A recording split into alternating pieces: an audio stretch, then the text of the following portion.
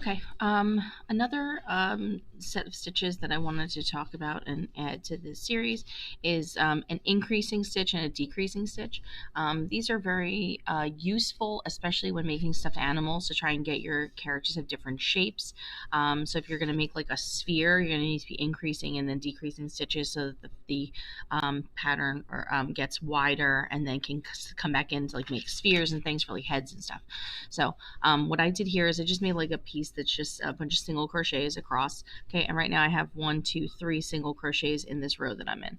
Okay, I'm gonna zoom this in a little more. There we go. Okay, all right. So let's start with an increasing stitch. So all an increasing stitch is just like it sounds. You're going to be increasing the one stitch into more than one stitch. So usually they'll put 2 stitches in one stitch. So I'm going to do, since I'm doing single crochets, I'm going to go into this stitch and I'm going to stitch once.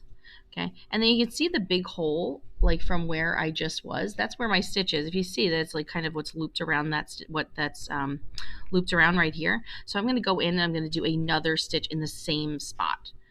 Okay, you usually like to take your increasing stitches and they kind of sporadically put them throughout the row, just so that it's not too much in one area. So like I did 1, 2, 3 and then an increase. So maybe I'll do that again and I'll go 1,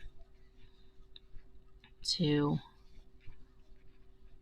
3 single crochets. Okay, and now I'm going to increase in this next one. So I'm going to go in.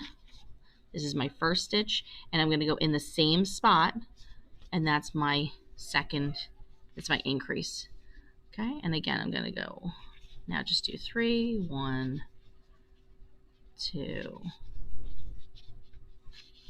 3. Regular crochet, regular single crochets, and now I'm going to do my increase, and here's my increase. I'm going to go in 1, and I'm going to go in the same spot 2, and then that's your increase. Okay, 1,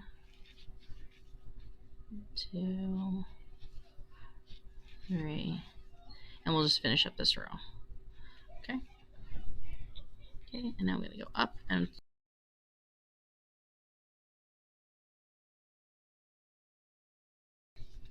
okay.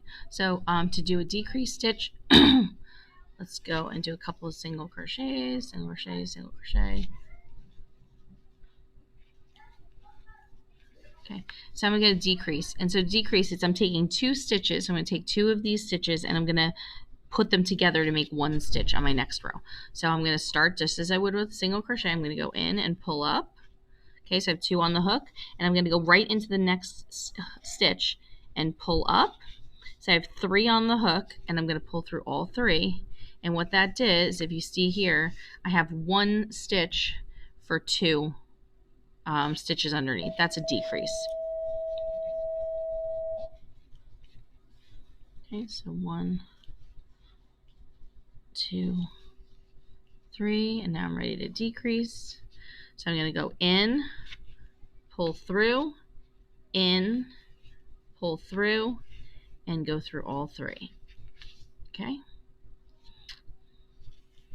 Right, and that is an increase and a decrease stitch. These are especially good for stuffed animals and things. Let me show you one other stitch, the invisible decrease, which is really helpful for stuffed animals because it makes it almost look like there's not these holes that, you know, you see when you do increase and decrease, there's these big holes and stuff. So here's an invisible decrease, which is really good. So instead of going through both, so you know how in your stitch is this V that's at the top here? Okay, instead of going through both of the V's, you're going to go through the front post of the V.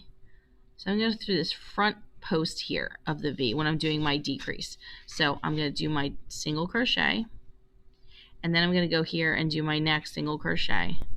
And so what that does is, if you look, it kind of left the back post in the hole, like in the way. So now when you go through, it's almost as there's something there in the way, and so it just looks a little bit more full. I got these giant holes from where you do your increases, where you do your decreases. So I'll do this one again.